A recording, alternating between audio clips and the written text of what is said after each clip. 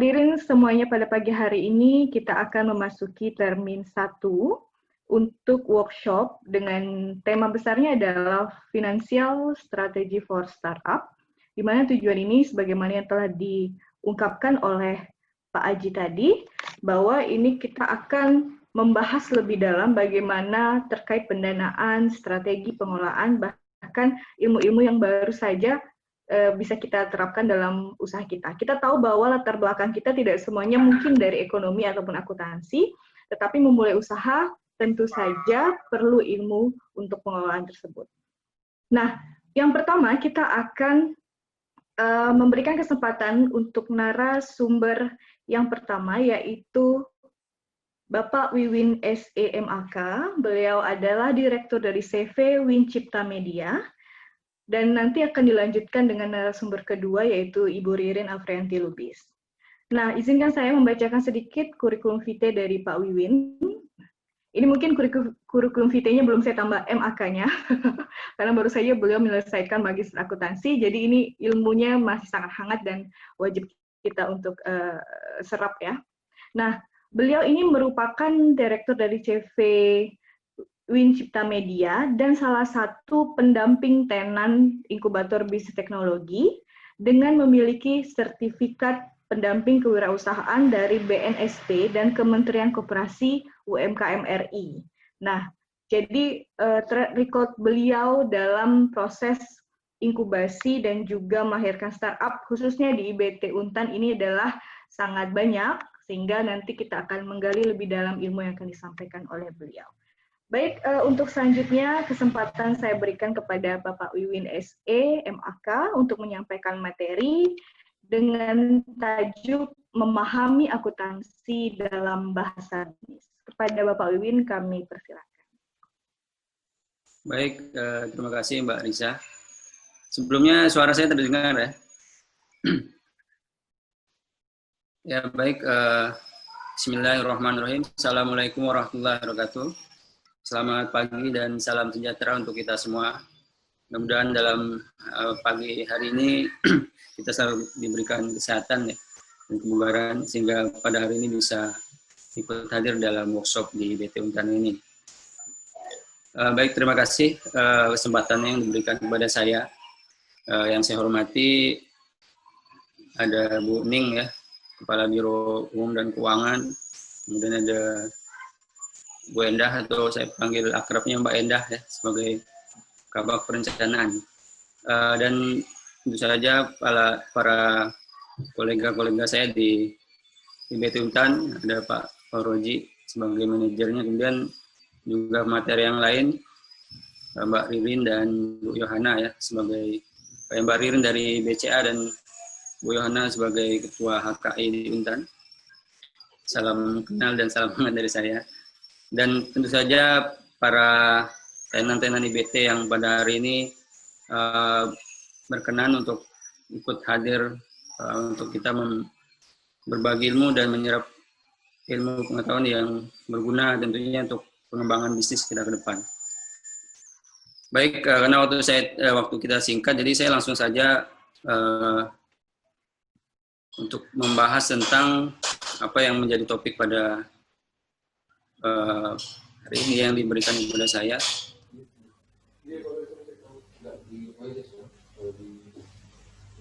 Baik, jadi tema yang ingin saya bawa pembahasan pada hari ini adalah terkait dengan akuntansi ini, yaitu bagaimana kita memahami akuntansi ini sebagai bahasa bisnis.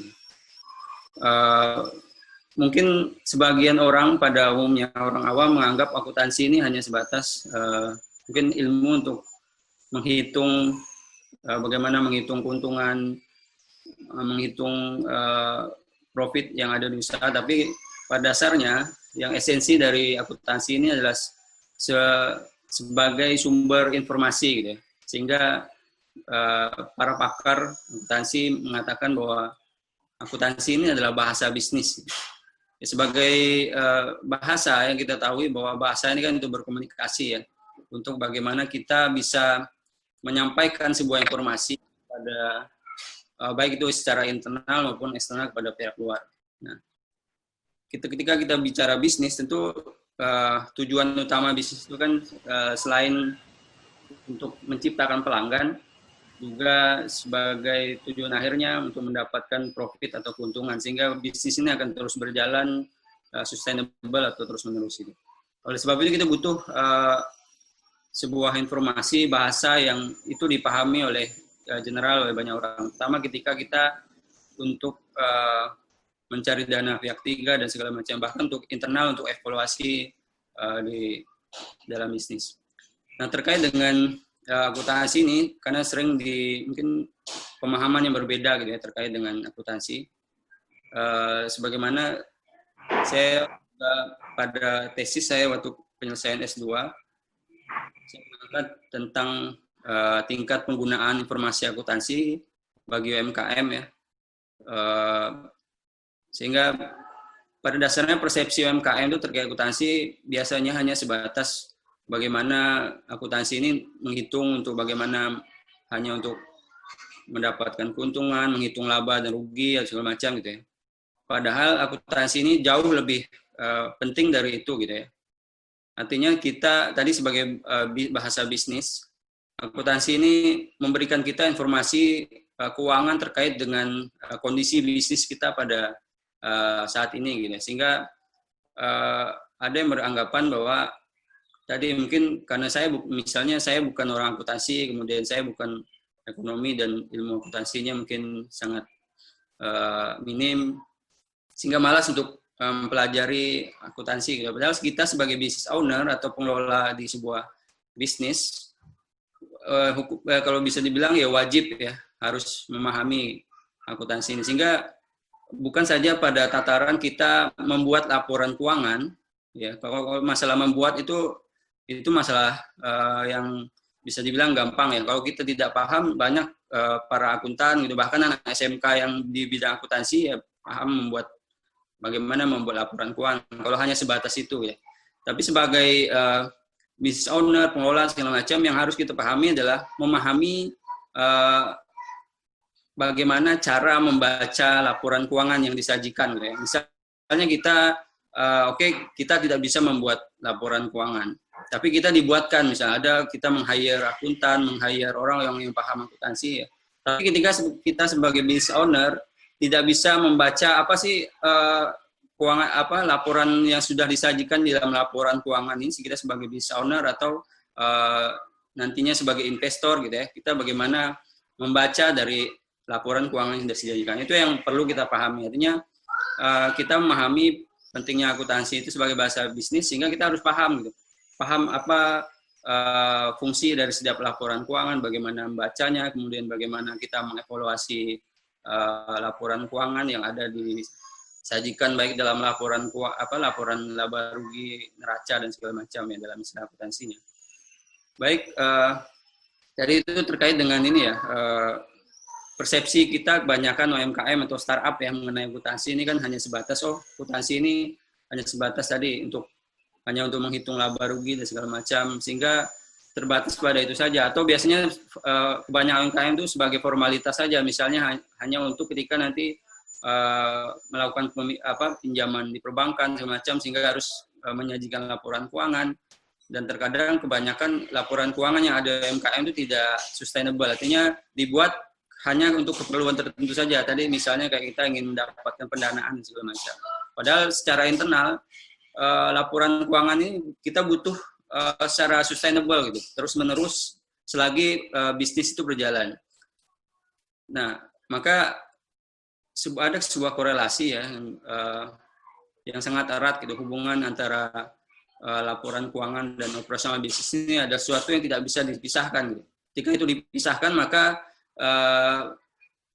tidak akan baik untuk bisnis gitu, karena ada sesuatu yang hilang tadi. Misalnya ya karena ini bahasa bisnis gitu. Kita tidak bisa berbahasa, maka kita tidak bisa berkomunikasi dengan orang lain.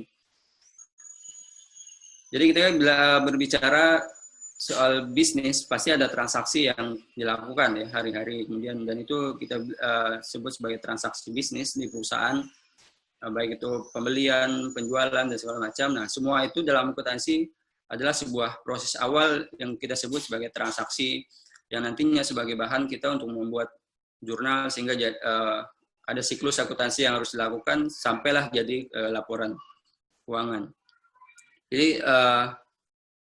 Jadi hubungannya transaksi bisnis ini yaitu nanti transaksi itu dicatat ke dalam sebuah jurnal, kemudian endingnya adalah laporan keuangan. Nah, di laporan keuangan inilah yang penting untuk kita pahami bahwa laporan keuangan ini adalah nantinya akan memberikan informasi mengenai keuangan usaha kita gitu ya, terkait dengan operasional bisnis segala macam yang harus kita pahami, apa itu nantinya laporan laba rugi, apa fungsinya dan bagaimana cara kita membacanya. Mungkin kalau laporan laba rugi mungkin kita sebagian sudah familiar, apalagi kita sebagai pebisnis terkait dengan menghitung laba dan segala macam, tapi pada pemahaman yang lebih lanjut itu bagaimana kita mengolah informasi itu menjadi sebuah keputusan gitu ya. Maka itu sebuah business owner harus paham dan mau tidak mau harus paham gitu ya, dan harus mengerti bagaimana cara membaca nanti, kemudian bagaimana dari informasi laporan keuangan itu menjadikan sumber keputusan nanti untuk kita memberikan kebijakan dalam proses bisnis yang selanjutnya gitu. Jadi seperti roda yang berputar dan terus menerus seperti itu. Sehingga kita sebagai business owner ini kan nantinya yang memberikan keputusan bisnis ke depan itu mau seperti apa gitu. Sehingga kita harus benar-benar paham. Karena itu laporan keuangan adalah sebagai semacam urat nadinya perusahaan gitu ya. Kalau tidak ada informasi ini gimana kita akan buta dan tidak tahu informasi apa yang seperti apa bisnis kita saat ini gitu ya. Apakah kita hanya menerka-nerka dan segala macam. Itu yang biasanya banyak terjadi di UMKM karena tadi mereka tidak bisa mengevaluasi kinerjanya karena tidak punya laporan keuangan. Bahkan catatan keuangan pun tidak ada gitu. Sehingga itu yang menyulitkan untuk pengembangan UMKM selanjutnya. Itu apa? Ya, kemudian nah dari laporan keuangan ini kan nantinya akan dijadikan sebagai untuk membuat terkait dengan keputusan apa yang nanti diambil ketika melihat laporan. Maka ketika waktu itu ketika saya ada wawancara terhadap salah satu milik UMKM dengan bagaimana UMKM itu owner memahami dari laporan keuangan saya. Paham. Laporan keuangannya dibuatkan gitu ya oleh pihak-pihak yang berkompeten. Tapi dia bingung mau ini bagaimana membaca atau memahami laporan keuangan yang sudah diberikan gitu ya.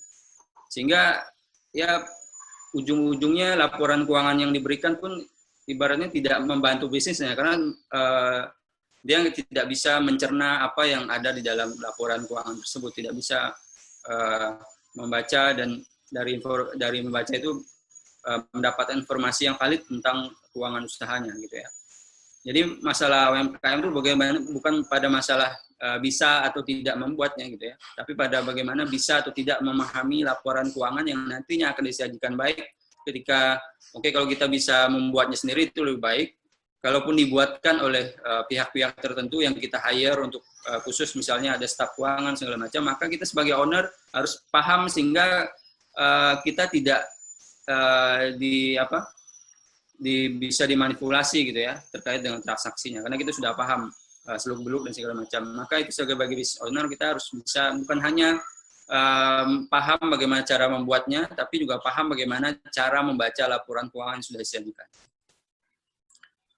Nah, jadi pada dasarnya ada beberapa tantangan ya UMKM startup dalam pengelolaan keuangan. Nah, biasanya ini yang paling banyak dialami oleh para owner atau business owner UMKM khususnya ya startup dan segala macam. Biasanya dalam pengelolaan keuangan UMKM itu yang paling menjadi kendala yaitu tidak ada pemisahan gitu ya antara keuangan pribadi dengan keuangan usaha atau aset pribadi dengan aset usaha itu sama gitu. Sehingga ketika dibuat atau dipilah untuk membuat laporan keuangan, kadang bingung gitu ya. Ini keuangannya masih bercampur dengan keuangan pribadi, kemudian pengeluaran pribadi dan segala macam. Sehingga dalam kita kalau dalam istilah akuntansinya harusnya ada pemisahan entitas gitu ya, ada entitas pribadi, entitas keuangan, usaha itu harus dipisah. Ibaratnya dompet usaha dengan dompet pribadi itu harus dipisah. Agar nanti kita bisa mengevaluasi sejauh mana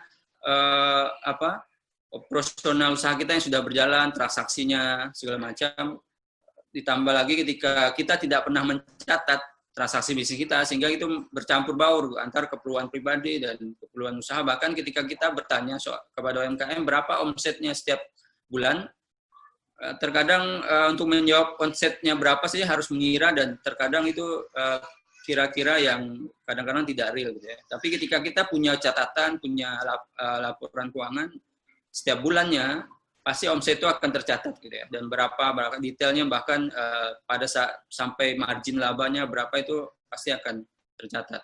Sehingga ketika keuangan pribadi dan keuangan usahanya bercampur, kita sulit mengevaluasi, dan tentunya nanti kita akan sulit untuk menjadikan itu sebagai informasi bisnis yang valid untuk kita sampaikan kepada misalnya peminjam dana ataupun investor gitu ya. Kemudian biasanya yang kedua, kendala yang dihadapi UMKM biasanya karena ini kan UMKM ini bisnisnya sendiri, yang dikelola sendiri dan apa-apa sendiri gitu biasanya, apalagi di masa-masa startup gitu ya, pemula. Terkadang karena merasa ini bisnisnya milik sendiri, sehingga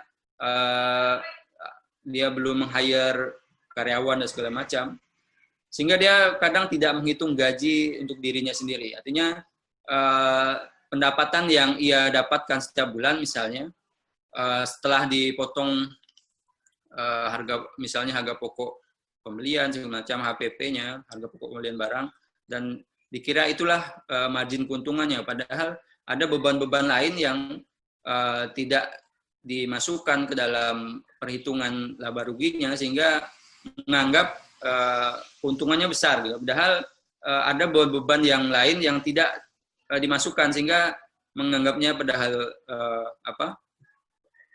omsetnya atau margin labanya besar, tapi karena tidak menghitung beban-beban tadi operasional yang misalnya gaji pemilik segala macam ya, sehingga anggapannya ada untungnya. Bahkan mungkin kalau kita menghitung beban gajinya, kalau ditambahkan malah bisa jadi rugi gitu ya, karena tadi margin kotornya masih tinggi gitu. Nah, sehingga itu yang menjadi kendala juga tadi, ketika kita, walaupun ini bisnis kita sendiri, karena kita pengelolanya, maka kita harus menghitung gajinya. Karena ketika nanti kita punya investor atau dana pihak ketiga yang dia menitipkan dananya, dia bukan sebagai pengelola, secara bagi hasil ya dia hanya dapat bagi hasil dari laba bersih gitu ya. Sedangkan kita yang pengelola harusnya dapat dua ya, gaji bersih, dan kita sebagai pemilik saham di usaha ini juga dapat bagi hasil usaha. Sehingga tadi yang karena kita pengelola, kita punya ikut juga berkecimpung dalam operasionalnya, maka kita harusnya digaji gitu ya, bukan hanya bagi hasil. Kemudian yang ketiga, dalam pengelolaan usaha di UMKM, itu biasanya terlalu cepat menarik uang. Artinya begini, kita ini kan terkadang, apalagi mungkin ya yang punya banyak kebutuhan segala macam, sehingga terlalu cepat menarik uang. Sehingga penghasilan yang harusnya kita sisihkan lagi ke dalam bisnis, itu kita biasanya diambil banyak gitu ya, di luar dari bahkan di luar dari keuntungan usaha gitu. Bahkan terkadang modal-modal pun terambil juga ketika kita punya kebutuhan. Tambah lagi kita tidak punya catatan gitu ya. Misalnya pendapatan kita 10 juta gitu. Anggapannya 10 juta itu wah banyak nih. Sehingga muncullah keinginan untuk menarik uang untuk hal-hal yang konsumtif gitu. Bahkan sampai mengambil jatah yang harusnya diputarkan modal kembali, tapi juga tertarik karena tadi perilaku konsumtif dari owner bisnisnya. Maka kita sebagai startup harusnya dalam pengelolaan keuangan usahakan setiap laba yang dihasilkan dalam operasional bisnis itu harusnya disisihkan sekian persen untuk dimasukkan kembali sebagai tambahan modal di dalam usahanya gitu ya. Kalau dalam istilah akuntansinya itu laba tahan. Artinya laba itu tidak ditarik gitu. Nah, makanya penting untuk kita sebagai pemilik UMKM, kita harusnya karena kita perlu kebutuhan ya harusnya menggaji diri sendiri sehingga tadi tidak menarik uang yang harusnya dijadikan modal gitu ya. Diambil sebagai modal, diambil sebagai dari modal untuk kebutuhan pribadi sehingga lama-kelamaan usaha kita tidak berkembang gitu karena tadi tidak ada penyimpanan saving laba yang disisihkan untuk operasional bisnis yang selanjutnya gitu. Nah, ini 3 permasalahan utama yang biasanya terkendala dalam masalah pengelolaan keuangan gitu ya. Jadi harus benar-benar diperhatikan sebelum nanti kita membuat laporan keuangan yang secara rutin. Intinya 3 masalah ini harusnya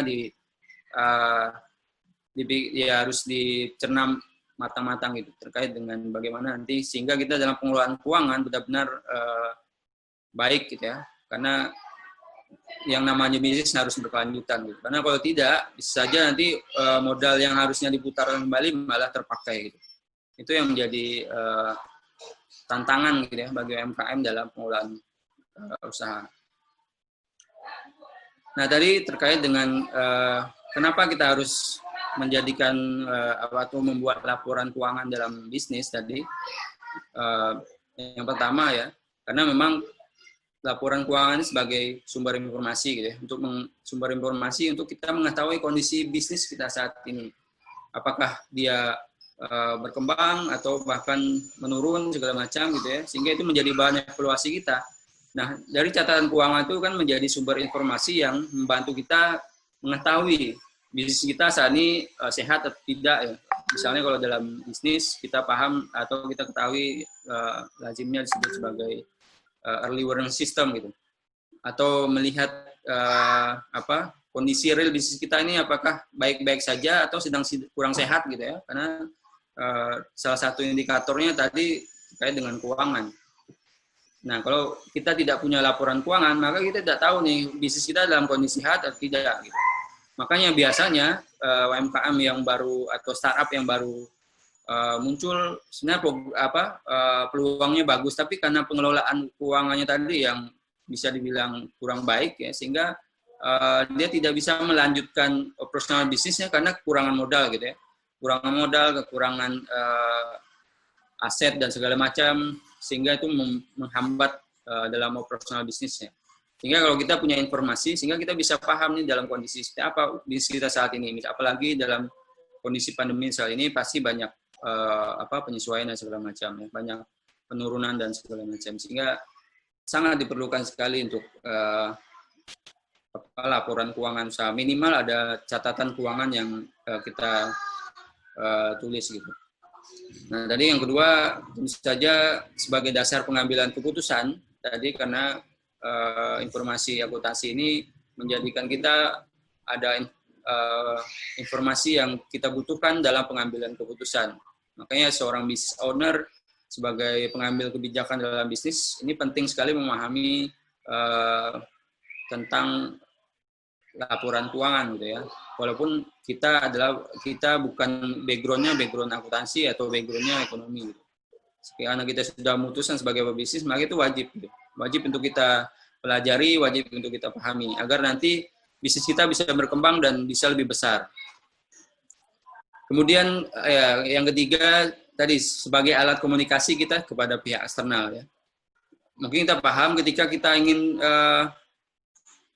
mencari pendanaan kepada pihak ketiga, baik itu kreditor, perbankan dan segala macam, lembaga-lembaga pembiayaan, pasti yang ditanyakan terkait dengan mana laporan keuangannya gitu ya.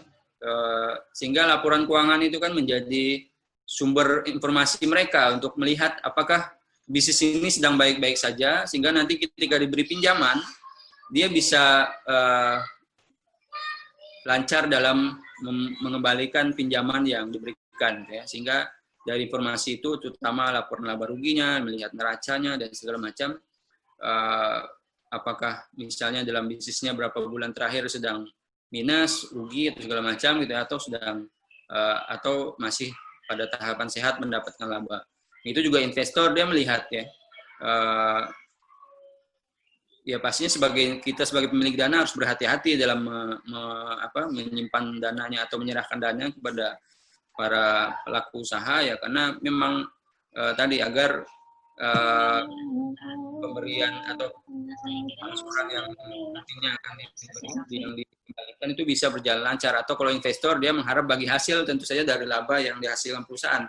Ketika dia lihat laporan keuangannya rugi terus, maka mungkin dia akan enggan gitu ya, karena tadi yang namanya investor dia perlu melihat laba yang dihasilkan oleh setiap usaha sehingga ada bagi hasil yang dia dapatkan dari dana yang dia simpan gitu ya. Nah itu yang penting ya, untuk alasannya kita memahami laporan keuangan atau memiliki laporan keuangan dalam usaha, terutama bagi startup ya, karena masih memang proses manajemennya masih sangat sederhana. Nah, kebanyakan dalam realitasnya terjadi di UMKM itu masalah utama terkait dengan pedoman atau standar laporan keuangan yang dibuat. Kebanyakan UMKM itu sangat sedikit sekali yang memiliki misalnya laporan laba rugi yang berkelanjutan, kemudian neraca, laporan posisi keuangannya gitu ya. Kebanyakan paling kalaupun ada biasanya hanya catatan transaksi tadi ya, baru hanya sebatas kalau kita bilang masih pada pencatatan transaksi atau arus kasnya saja, kas keluar, kas masuk itu saja yang biasanya dibuat gitu, sehingga ya tadi banyak kendala ya tadi mungkin pemahaman tentang bagaimana membuat laporan keuangannya dan segala macam ya. Dan tadi mungkin kebanyakan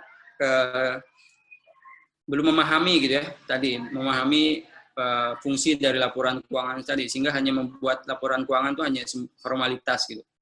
Karena menganggap tadi kayaknya tanpa akuntansi pun kita, tanpa laporan keuangan pun usaha kita bisa berjalan gitu. Tapi tidak pernah dievaluasi gitu ya.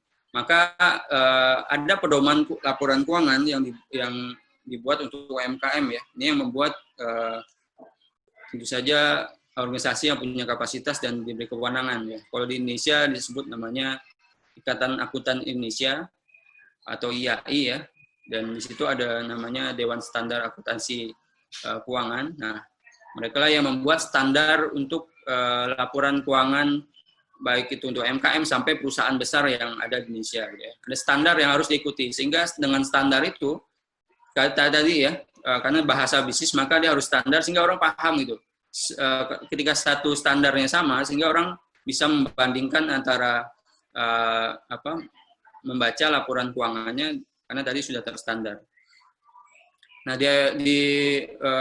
untuk UMKM itu ada 2 standar yang bisa diikuti.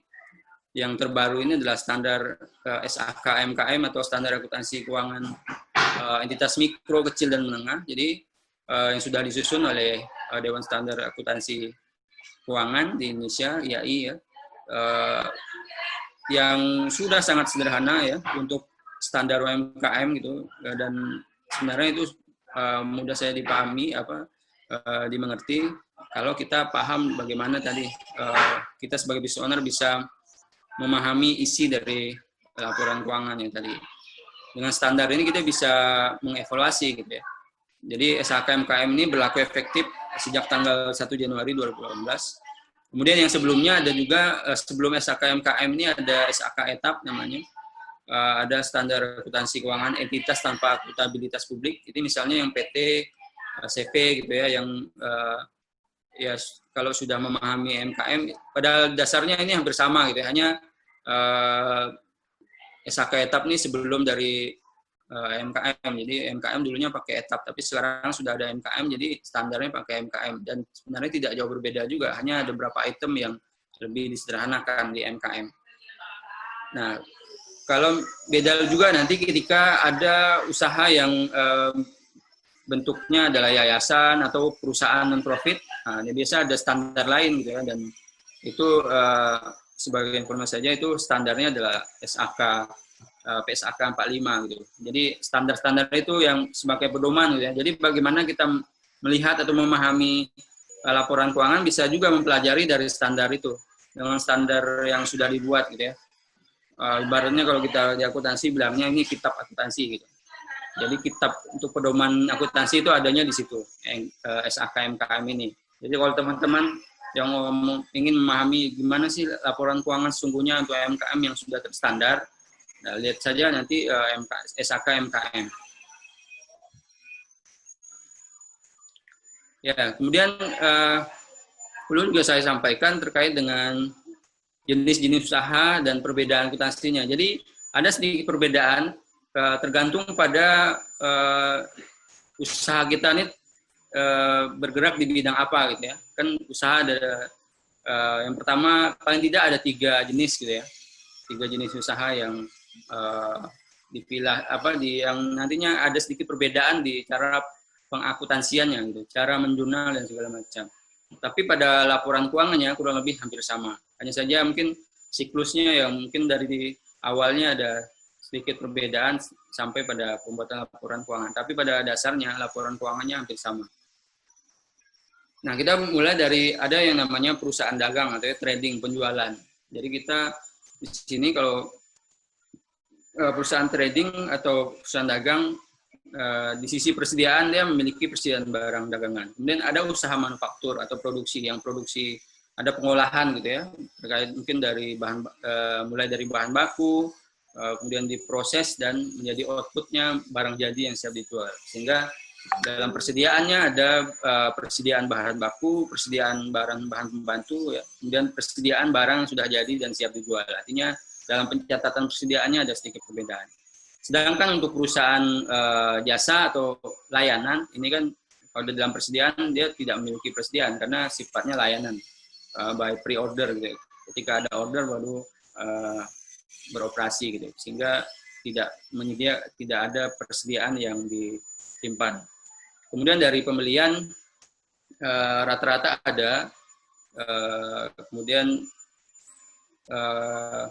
di sisi harga, penghitung harga pokok, ya ada kalau di perusahaan dagang punya harga pokok penjualan HPP, ya usaha manufaktur juga ada HPP-nya, atau harga pokok produksi atau harga pokok penjualan. Nah, kemudian kalau perusahaan jasa bukan HPP, ya, dia langsung langsung ke penjualan gitu ya, karena tadi tidak berproduksi dan tidak punya persediaan barang sehingga tidak punya HPP. Tapi untuk menghitung labanya nanti langsung dia dikurangi pada beban-beban operasional, misalnya beban gaji dan segala macam. Misalnya kayak perusahaan laundry dan segala macam. Ada pun yang peralatan-peralatan misalnya kayak parfum dan segala macam itu termasuk nanti ke beban perlengkapan gitu ya, tidak pada bahan baku karena yang dijual sebenarnya adalah jasanya. Nah, kemudian ini yang perlu kita pahami sebagai business owner. Ini saya menjelaskan dari ujung ya. Kalau dalam akuntansinya siklusnya mulai dari jurnal ya, baru ke laporan keuangan. Tapi saya menjelaskan ini untuk kita memahami gitu ya. Paling tidak yang ada 3 elemen laporan keuangan yang wajib untuk kita pahami sebagai business owner ya, startup. Nah, tadi bagaimana kita cara memahami apa yang terkandung di dalam laporan keuangan itu tadi. Nah, saya mengilustrasikannya, yang pertama ini adalah laporan posisi keuangan atau neraca ya. Kalau ya kita visualisasikan itu neraca gitu, timbangan ya. Jadi laporan posisi keuangan ini adalah fungsinya untuk melihat bobot bisnis kita, ya, sumber daya yang kita miliki, kemudian sumber pendanaannya dari mana, sehingga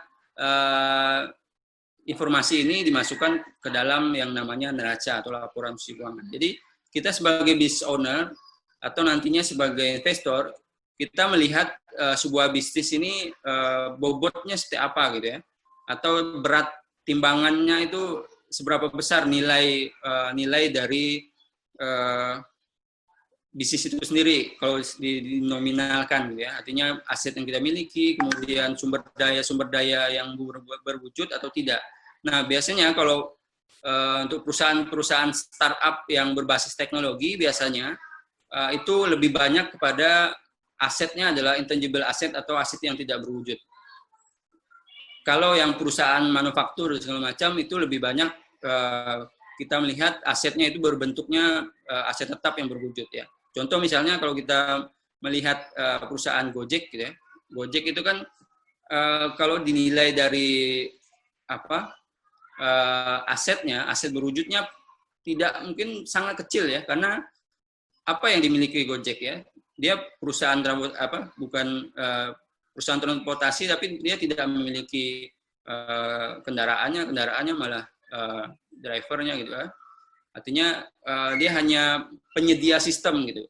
Sehingga yang dihitung dari valuasinya, yang disebut valuasi ya kalau dalam perusahaan digital, itu valuasinya atau nilai ya. Sehingga kalau kita yang saat ini kalau teman-teman baca informasi ya, valuasi Gojek itu sudah sampai ke nilainya 8 miliar dolar atau sekitar ya kalau dihitung rupiah udah triliunan gitu. Nah, itu kalau kita menghitung aset yang berwujudnya tidak ada. Tapi tadi karena valuasinya, karena punya sistem yang orang sudah familiar, kemudian kalau kita dalam akuntansi sebenarnya goodwill atau nama baik ya. Nah, dari situ kita dari laporan posisi keuangan ini kita bisa melihat bobot bisnis dari setiap usaha gitu, baik yang sifatnya tadi manufaktur atau yang sifatnya teknologi ya. Nah, kita memahami ini kalau dalam akuntansi ini kita memahami sebagai laporan keuangan, dia punya dua sisi ya. Sisi yang pertama adalah pada sisi aset ya. Jadi ada pada sisi harta ya. Jadi apa yang dimiliki perusahaan. Kalau dalam kemudian sebelah kanannya dia pengimbangnya adalah kewajiban dan modal. Artinya aset ini nanti yang akan menerangkan aset apa yang mereka miliki dan dari mana mereka sumber dananya. Atau kalau kita istilahkan di akuntansi, kalau dalam penjualan dia pada sisi debit dan yang di kewajiban modal itu di kredit. Sehingga perlu kita pahami bahwa yang namanya neraca ini endingnya adalah nilainya harus sama, seimbang gitu ya. Makanya disebut neraca. Sehingga kalau kita melihat bobot misalnya tadi kalau kita menilai bobotnya Gojek gitu ya. Misalnya valuasinya sekarang 8 miliar dolar. Maka di sisi kewajiban dan modal dia pun valuasinya juga 8 miliar dolar. Artinya dia seimbang. Terkait dengan di kepemilikannya itu, kepemilikannya siapa-siapa saja itu semuanya nanti tercantum di equity atau modalnya. Kemudian kewajiban-kewajiban apa yang dia miliki gitu ya. Nah, kalau kita misalnya ada hubungan ke perbankan, maka itu nanti jatuhnya dalam neraca itu kewajiban. Karena ada dana yang harus kita kembalikan secara rutin per bulan ya lewat angsuran, maka itu dalam neracanya akan tercantum di hutang perbankan atau hutang dagangnya nanti.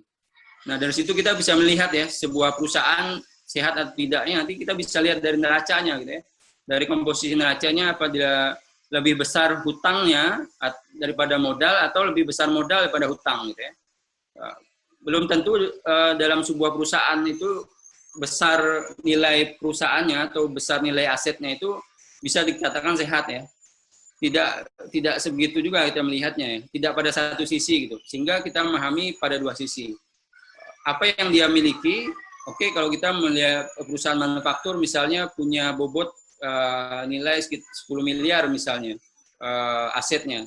Belum tentu 10 miliar itu kita bilang, oh ini perusahaan yang sehat gitu, karena punya aset yang besar. Kita lihat komposisinya, dia besar di modalnya atau besar hutangnya gitu. Karena kalau besar hutang otomatis dia harus punya kewajiban mengembalikan secara rutin gitu ya. Sehingga kalau operasionalnya atau laba ruginya bermasalah, maka nanti dia bermasalah juga dalam kalau kita bilang dalam pembayaran hutangnya ya, kalau dalam istilah akuntansi pada likuiditasnya. Sehingga kalau ada usaha-usaha yang nampaknya besar tiba-tiba kolaps ya tadi karena dia besar hutangnya yang sudah jatuh tempo dan dia tidak bisa membayar. Sehingga kalau kita bisa melihat posisi keuangan ini, kita bisa, kalau kita sebagai business owner, kita bisa melakukan restrukturisasi gitu ya. Misalnya kalau dalam kondisi COVID ini kan banyak yang mungkin kita kenal restrukturisasi kredit dan segala macam tadi.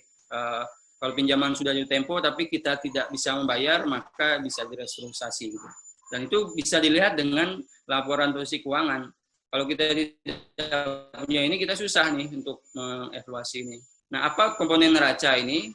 Yang pertama ada yang namanya aset lancar gitu ya. Aset lancar ini kok istilah mudah kita pahami adalah aset-aset yang paling mudah untuk kita likuiditas atau cairkan. Misalnya yang paling mudah, misalnya yang pasti uang tunai gitu ya. Kemudian dalam akuntansi itu ada akun-akunnya, piutang, ada persediaan, biaya yang kita bayar di muka, tapi pemanfaatannya masih dalam hak milik kita, semacam itu masih diakui sebagai aset lancar.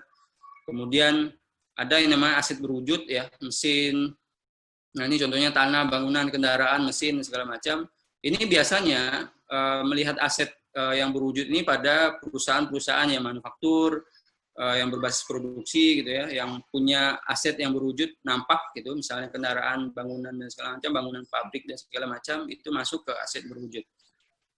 Nah tadi yang saya bilang, seperti yang saya bilang sebelumnya, karena sekarang eranya adalah era digitalisasi, maka kebanyakan perusahaan-perusahaan yang berbasis pada teknologi ya, yang paling besar itu di sisi asetnya adalah aset yang tidak berwujud atau aset tetap tidak berwujud. Artinya secara fisik dia tidak ada gitu, tapi bisa dirasakan. Seperti kita contohnya tadi ya, bisa itu contohnya itu bisa hak cipta, hak paten, merek dagang, franchise, goodwill segala macam. Contoh tadi seperti Gojek ini, kenapa bisa valuasinya 10 miliar dolar padahal aset nilai bukunya itu sangat kecil gitu ya. Mungkin ya punya sekian miliar saja, bahkan gedung saja mungkin di Gojek gedungnya masih sewa gitu ya. Tapi dia valuasinya atau nilai di mata investor itu sudah pada valuasi atau nilai yang fantastis ya, 8 miliar dolar. Sehingga yang titik tekannya di sini dilihat pada, oh ternyata dia nilai misalnya sistemnya dari hak paten segala macam itu bisa diakui sebagai aset gitu ya. Kalau bisa dibilang intellectual capital gitu. Jadi modal yang memang tidak bisa dilihat tapi sangat dirasakan manfaatnya gitu. Nah itu yang kalau kita berbasis pada perusahaan teknologi, kalau di sisi aset lebih bisa besar ke aset yang tak berwujud. Kemudian yang sisi sebelahnya, sumber dana yang dimiliki oleh perusahaan, misalnya sumbernya adalah sumber dari utang gitu. Nah, jadi kewajiban jangka pendek yang disebut hutang usaha gitu ya, hutang usaha yang kalau dalam akuntansi kewajiban itu digolongkan dua, kewajiban jangka pendek dan jangka panjang. Jangka pendek itu yang pengembaliannya di bawah 1 tahun, itu bilang jangka pendek. Kemudian kalau kewajiban yang masa temponya lebih dari 1 tahun kayak hutang bank itu digolongkan sebagai hutang jangka panjang. Artinya waktu pengembaliannya lebih dari 1 tahun. Sehingga kita nanti kita bisa mudah mengevaluasi kalau kita punya neraca yang seperti ini gitu ya. Kemudian tentu saja modal yang kita miliki ya, modal sendiri yang dari ownernya sendiri, kemudian sumbernya juga bisa dari investor. Jadi yang paling penting yang kita bisa pahami dari laporan posisi keuangan adalah dari sisi asetnya, itu kita melihat apa yang dimiliki oleh perusahaan sebagai sumber untuk operasional bisnisnya, kemudian dari mana sumbernya, itu yang dijelaskan di neraca gitu ya. Ada sisi kiri dan kanan atau debit dan kredit. Sehingga kita familiar dengar misalnya perbankan dibilang kreditor ya karena tadi memang dia pemberi kredit, sedangkan yang kita yang sebagai peminjam disebut sebagai debitor ya, debitur. Nah, tadi sisi neracanya dia balance gitu atau seimbang. Artinya ketika kita melihat benar atau tidaknya sebuah neraca laporan keuangan, kita lihat sisi total, dia harusnya total aset sama dengan total kewajiban plus modal gitu ya, atau ekuitas, sehingga imbang. Harusnya kalau ada ketimpangan berarti ada salah dalam hitungan. Itu saja kuncinya. Jadi apa yang dimiliki oleh perusahaan ya tadi, kekayaan perusahaan yang mudah untuk diubah, menjadi uang tunai itu disebut aset lancar. Dan pada laporan posisi keuangan atau neraca yang paling atas harus selalu pada aset lancar ya, karena sudah pedoman bakunya seperti itu. Sehingga kalau kita nanti membuat laporan keuangan harus yang paling atas itu neracanya adalah kas, piutang, persediaan dan lain-lain gitu. Nah, artinya aset lancar ini adalah aset-aset yang mudah dicairkan gitu ya. Tadi seperti kas, piutang, persediaan, surat-surat berharga, saham gitu ya, dan segala macam. Kemudian ada aset yang dibeli perusahaan untuk modal menyalahi aktivitas bisnis. Tadi yang aset yang berwujud. Kemudian aset yang tidak berwujud, tadi yang saya bilang tidak berbentuk fisik, tapi bisa dirasakan manfaat untuk perusahaannya. Seperti hak cipta, hak paten, dan segala macam. Merek dagang, dan segala macam. Hutang usaha, ya ini masalah definisi saja. Artinya, dalam posisi laporan posisi keuangan ini menjelaskan bahwa apa yang dimiliki oleh perusahaan itu yang disebut aset ya. Kemudian dari mana sumber dana yang didapat oleh perusahaan ya. Sumber dananya bisa dari pinjaman dan bisa dari modal sendiri dan juga bisa dari pihak ketiga berupa investor. Dan setiap masing-masing itu dia punya kewajiban sendiri-sendiri gitu ya. Kalau tadi kita berbicara soal hutang bank, maka perlu pengembalian yang bersifat jatuh tempo ya, dan itu wajib misalnya setiap bulan angsuran yang harus kita bayar. Sedangkan kalau investor itu dia akan melihat pada sisi sahamnya gitu atau pemegang saham gitu ya. Nanti ketika benefitnya mereka mendapatkan bagi hasil dari laba yang dihasilkan oleh perusahaan. Jadi pada intinya ini, jadi kita memahami neraca ini sebagai bobot dari sebuah perusahaan ya. Jadi kita bisa menilai besar kecilnya perusahaan dari nilai asetnya, kemudian kita bisa melihat sehat atau tidaknya sebuah perusahaan lihat dari pada sisi dari mana sumber dana yang dia dapatkan gitu. Apakah lebih besar hutang atau lebih besar modal yang dia miliki. Sehingga kalau dia lebih besar modal sendiri, maka bisa dibilang itu lebih aman gitu ya. Karena tadi ketika terjadi penurunan, kalau sifatnya hutang kan harus dikembalikan per jangka waktu ya. Nah ini contoh neraca, ya ini banyak di internet standarnya. Nah, kemudian laporan rugi, memahaminya, jadi saya selalu memvisualisasikan biar ini mudah dipahami gitu ya. Ilustrasinya, laporan laba rugi ini seperti omset perusahaan ya, seperti potongan pizza gitu ya. Jadi penjualan itu adalah potongan penuhnya yang dari situ masih terdapat biaya-biaya yang harus dikurangi ya. Jadi omset. Jadi kadang ada yang tertukar-tukar juga. Biasanya definisi omset oleh UMKM. Biasanya omset dikiranya omset itu dikiranya adalah penghasilan bersih gitu ya.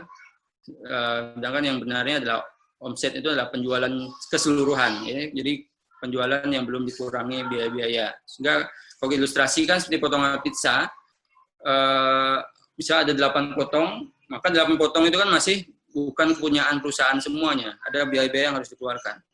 Nah, ada yang namanya harga pokok penjualan misalnya kan.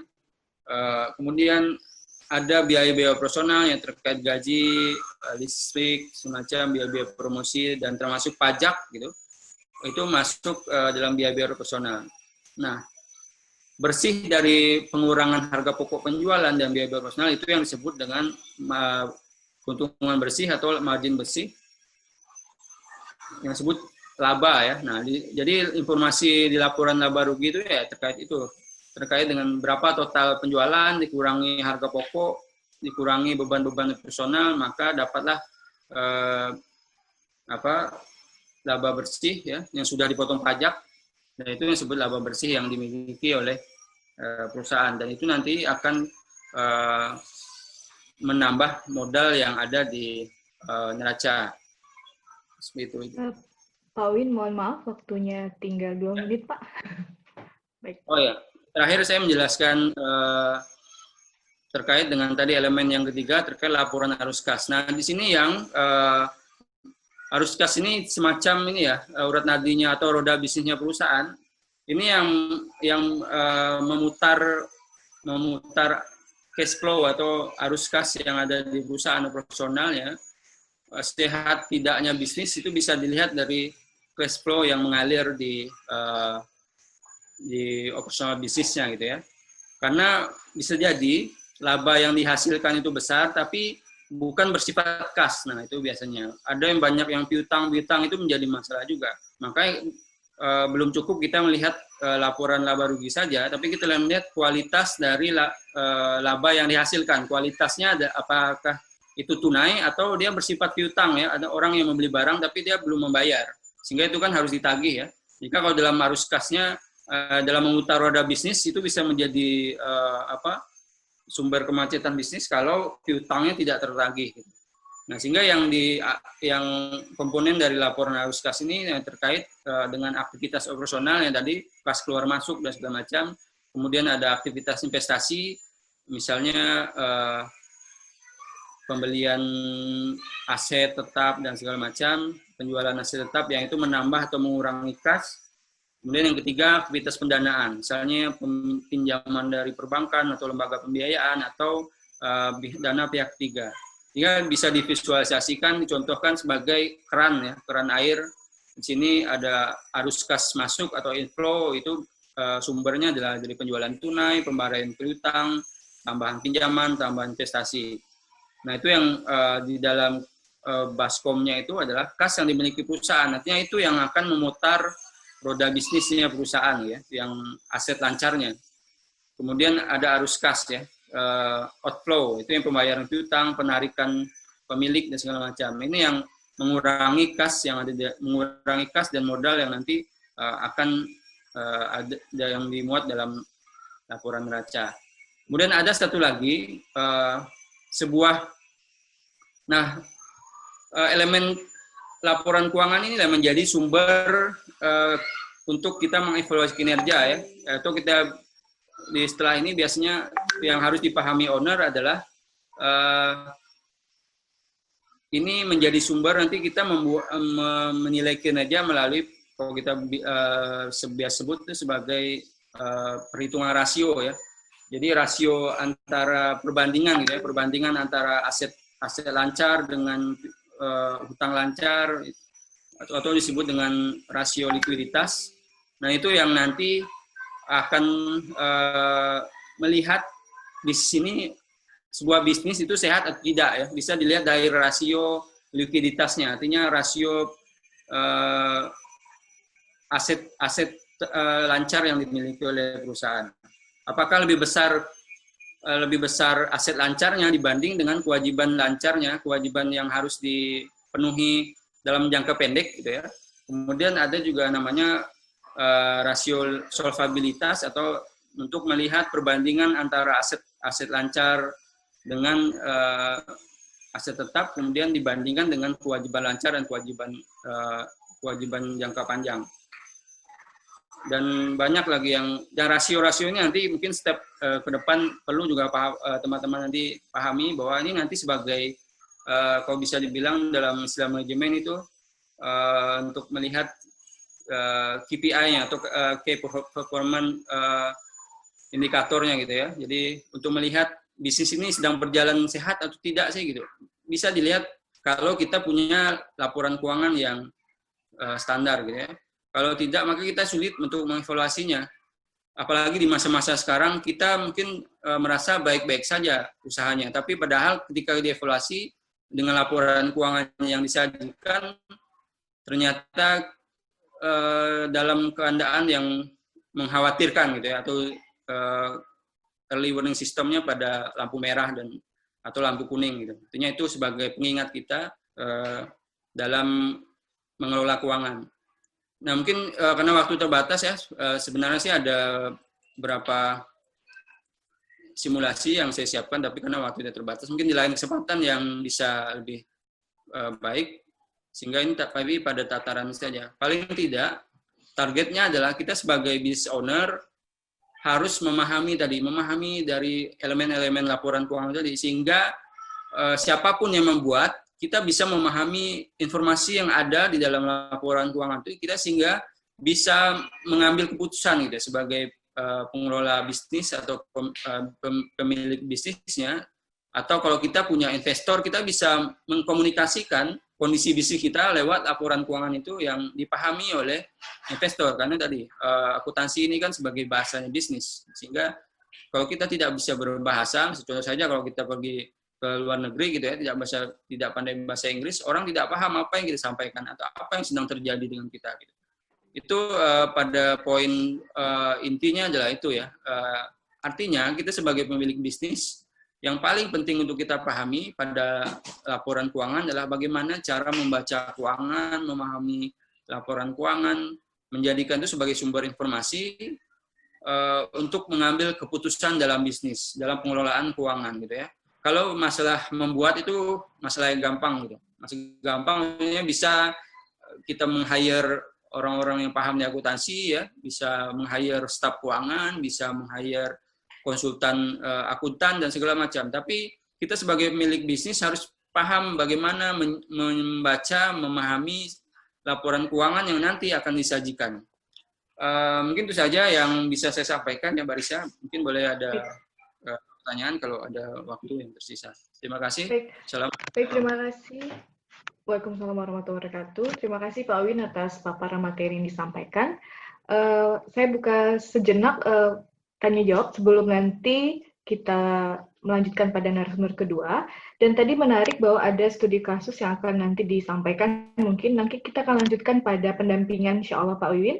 Jadi nanti tenan-tenan kita yang ada ini kita akan coba meminta kepada mereka untuk membuat neraca keuangan usaha yang sudah ada, nanti kita bisa konsultasikan pada saat proses pendampingan tenan. Oke, sejauh ini ada yang ingin bertanya terlebih dahulu? Saya buka satu sesi, nanti setelah narasumber kedua, jika ada masih waktu, kita akan ke kumulatif kembali. Baik, silakan ada yang ingin bertanya? Bisa by video maupun kolom chat yang telah disediakan.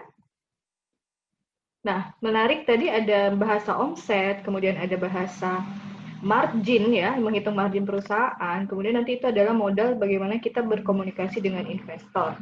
Jadi sangat penting karena investor juga akan bertanya, saya akan mendanai perusahaan yang bagaimana nih, sehat pengelolaannya, atau ya sekedar pelaku usaha biasa saja. Nah ini mungkin teman-teman tenan perlu sangat memperhatikan proses pembukuan keuangan usaha. Baik, mungkin ada pertanyaan? Kalau misalnya masih mengumpulkan pertanyaan, mungkin kita boleh lanjut dulu ke narasumber kedua, sambil Pak Win istirahat dulu sejenak. Nanti kita akan gabungkan pertanyaan dari narasumber satu dan narasumber kedua untuk kita komunikasikan dalam sesi tanya-jawab. Baik, terima kasih Pak Win. Saya akan menyapa pembicara kedua kita, Ibu Ririn Afriyanti Lubis, SE. Selamat pagi, Ibu. Pagi, Mbak Risya. Baik. Alhamdulillah, Bu Ririn stay tune dari pagi tadi untuk bersama tenan dan peserta workshop hari ini. Tentunya ingin share juga ilmu yang nantinya akan saya harapkan banyak sekali pertanyaan-pertanyaan yang muncul dan juga kita bisa diskusikan dalam rangka meningkatkan pengetahuan kita terkait financial strategy for startup ini. Baik, sejenak saya akan bacakan sekilas biodata dari Ibu Ririn ya. Nah, beliau ini merupakan salah satu sahabat saya yang sejak masa bangsa SMA dulu. Oh, mohon maaf. Oke, mohon maaf. Bentar. Oke, saya bacakan saja. Mohon maaf terjadi sedikit kesalahan. Nah, Bu Ririn ini adalah section head dari PT Bank BCA Pontianak ya. Beliau mengawali karir ini sejak tahun 2010 ya di BCA Pontianak dan sekarang pada tahun 2019 sudah menjabat sebagai Kepala Bagian Customer Service BCA Pontianak.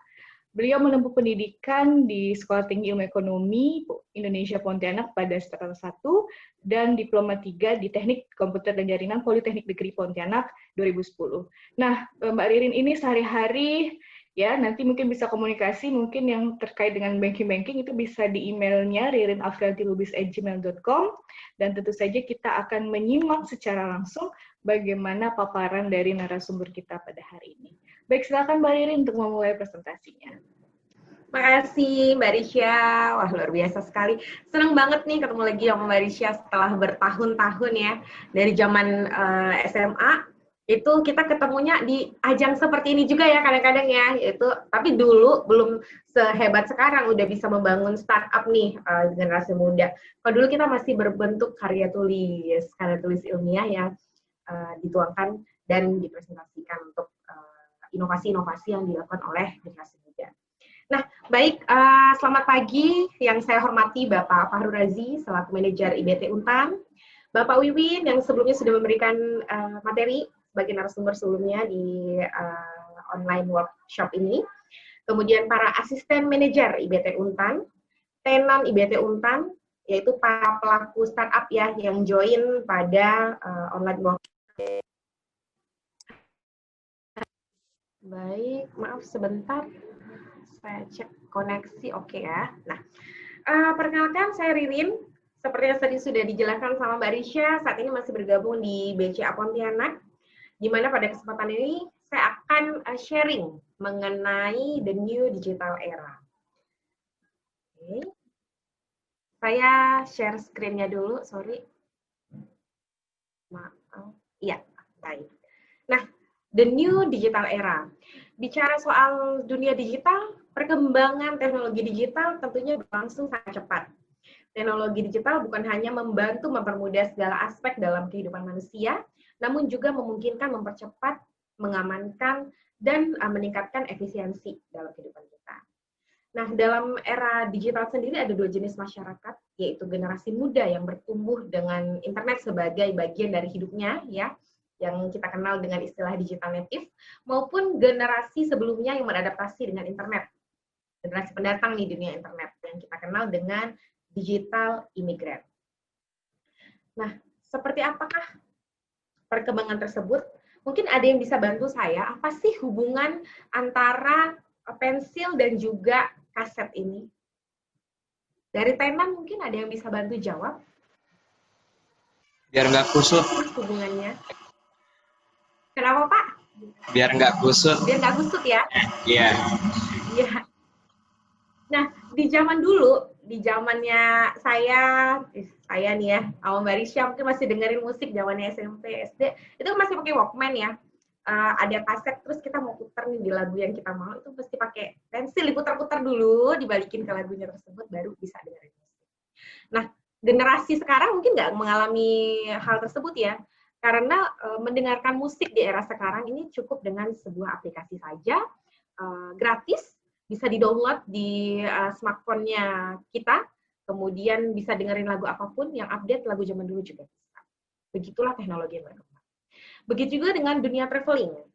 Zaman dulu kita harus mendatangi kantor travel agent untuk memesan tiket pesawat. Saat ini berbagai macam aplikasi, tinggal pilih aja sesuai dengan promonya, sesuai dengan diskon-diskonnya, itu kita bisa pilih. Itulah perkembangan teknologi. Begitu juga dengan ini ya, bidang perhotelan ataupun akomodasi. Nah, sangat banyak sekali aplikasi-aplikasi yang ditawarkan. Dan yang paling berasa manfaatnya bagi kita saat ini adalah dunia transportasi. Bagaimana saat ini untuk bisa menggunakan jasa transportasi umum ataupun transportasi online itu sangat gampang dan sangat mudah. Nggak perlu kayak dulu harus telepon dulu ngabisin pulsa untuk pesan taksi baru taksi. Sungguh sangat pesat ya perkembangan teknologi digital. Begitu juga dengan perkembangan evolusi internet yang ada di Indonesia. Dimulai dari tahun 94, internet mulai masuk di Indonesia, hingga saat ini sudah berkembang menjadi 4G LTE, dan di tahun depan segera kita akan menikmati koneksi internet yang laju banget itu dengan internet 5G. Baik. Nah, begitu juga dengan sosial media. Sosial media juga semakin berkembang, bermunculan sosial media baru, menggurus sosial media lama yang tidak bisa bertahan, tidak bisa bertumbuh dan berinovasi, menciptakan sesuatu yang sesuai dengan kebutuhan pasar. Hingga saat ini, Kita tinggal pilih aja nih yang lagi hits apa. Sekarang Instagram lagi hits misalnya, atau TikTok nih, karena generasi sekarang sukanya dance, generasi sekarang sukanya happy-happy, sindir-sindirannya pakai video yang lucu gitu ya. Nah, tahun depan kita lihat kalau apakah aplikasi-aplikasi tersebut bisa berinovasi dan membuat semuanya lebih menarik sehingga pasar lebih tertarik untuk menggunakan aplikasi-aplikasi tersebut. Begitu juga dengan dunia pendidikan ya, dunia pendidikan pada saat ini. Nah, kondisi yang terjadi sekarang di era pandemik bahwa kita dipaksa untuk bisa menjalankan pendidikan dengan menggunakan daring atau tanpa tatap muka dengan antara pengajar dan juga pelajarnya sendiri, itu sebenarnya proses percepatan saja, sesuatu hal yang memang lazimnya terjadi di 2-3 tahun ke depan, namun dipercepat nih, dipaksa kita untuk bisa menjalankan dunia pendidikan dengan metode pembelajaran seperti saat ini. Namun efeknya sangat positif ya, ternyata kita siap. Karena generasi muda saat ini sudah terbiasa menggunakan platform-platform teknologi yang memudahkan mereka untuk belajar. Semuanya bisa didapat di Google ya kalau sekarang ya. Pada akhirnya plus minus dengan kualitas yang ada saat ini, tapi itulah kita harus kalau kita tetap berada pada stagnan pada era yang seperti itu ya akan tergerus dengan teknologi. Ada kaitannya nih antara pembelajaran yang terbiasa dengan online dan metode pembayaran SPP-nya juga. Saat ini semuanya juga serba online ya. Untuk pembayaran SPP bisa dilakukan secara online baik melalui media virtual account maupun transaksi online di seluruh bank yang ada. Kemudian bagaimana nih dunia perbankan di era digital ini?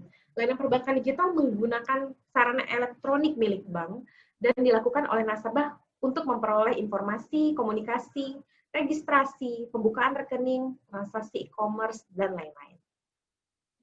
Bagaimana di kondisi saat ini bahwa bank tidak hanya berkompetisi dengan bank yang lainnya, tapi saat ini bank berkompetisinya ya dengan aplikasi. Tanpa harus membangun gedung-gedung tinggi dan membayar ribuan karyawan, sebuah aplikasi yang dibangun dengan sistem yang baik dan user-friendly, itu bisa menyaingi sistem perbankan. Oke. Nah, kebutuhan pasar juga semakin kompleks ya, untuk transaksi yang cepat pastinya, real time, dan memudahkan user untuk menggunakan transaksi tersebut. Nah, bagaimana dengan dari sisi BCA sendiri sebagai perusahaan tempat saya bernaung saat ini, bahwa di era digital, bank, khususnya BCA dan umumnya seluruh bank, harus mulai memikirkan nih, bagaimana sih caranya menggabungkan dua tipe struktur, yaitu struktur fisikal yang menjadi warisan dan struktur baru yaitu digital, agar bisa bersaing di industri ini. Nah, di BCA sendiri ada 3 tipe customer, yaitu customer yang suka datang ke cabang, customer yang suka dengan adanya banyaknya koneksi ataupun channel, dan juga customer yaitu generasi yang menyukai self-service. Nah, untuk kondisi saat ini, mayoritas customer BCA, 51% itu adalah Gen Y. Untuk Gen X-nya sendiri ada 34%, dan baby boomer masih ada sekitar 14%. Sehingga dalam perkembangan BCA juga menyesuaikan perkembangan produk harus mengikuti nih perkembangan teknologi. Misalnya ATM, call center, internet banking, mobile banking, transaksi self-service di cabang, dan lain-lain. Nah, di BCA juga kita setiap tahunnya ada nih, Malaysia media untuk berinovasi seperti yang dilakukan di BT Untan, namanya BCA Innovation Award. Jadi karyawan setiap tahun ditantang untuk bisa membuat inovasi terbaru baik dari sisi produk, teknologi ataupun layanan. Nah, hasilnya nih kita coba jabarkannya apa aja. Kalau dulu kan mungkin nasabah sudah sangat familiar dengan penggunaan fasilitas mobile banking. Nah, saat ini pengembangannya mobile banking bisa untuk transaksi transfer tidak perlu lagi menginput nomor rekening, tapi cukup untuk dengan scan QR-nya, dengan fitur QR code. Tahun berikutnya berkembang lagi nih, bahwa sekarang ini kan kita kalau misalnya bisnis udah pakai chat ya, chatting aja nih di WhatsApp misalnya. Chatting, oke deh sekarang saya transfer ya. Nah, itu nggak perlu switch ke aplikasi BCA Mobile-nya, tapi langsung ada fitur BCA Keyboard pada keyboard handphone customer masing-masing. Tinggal dipilih aja, langsung melakukan transaksi transfer, cukup dengan tampilan layarnya itu adalah tampilan chat. Kemudian inovasi berikutnya, masih pada aplikasi BCA Mobile saja, itu adalah cardless transaction. Jadi transaksi tanpa kartu, baik melakukan penyetoran maupun melakukan tarik tunai di mesin ATM tanpa kartu ATM. Dan ada transaksi debit online. Jadi kalau dulu ya, misalnya kita mau beli software atau mau beli apapun secara online, itu kan harus menggunakan media pembayarannya PayPal. PayPal sendiri harus menggunakan kartu kredit. Sementara sekarang para generasi muda nih yang lagi berinovasi, rata-rata usia masih di bawah 20 tahun nggak bisa ngajin kartu kredit ya. Tenang aja, bisa melakukan transaksi pembayaran online-nya menggunakan debit card. Ini juga pengembangan nih, kebutuhan pasar. Saat ini kondisinya sulit nih untuk bisa mengakomodasi atau memudahkan untuk nasabah melakukan transaksi pembayaran online pada marketplace yang sudah mendunia. Nah, kita kembangkanlah dengan fasilitas debit online BCA Mastercard. Kemudian pembukaan rekening juga bisa dilakukan secara online, apalagi di masa pandemik ini pembukaan rekening online-nya sangat membludak sekali di BCA karena kebutuhan ada terus ya, tapi memang orang jadi takut untuk berinteraksi dengan manusia, sekarang berinteraksinya dengan aplikasi saja.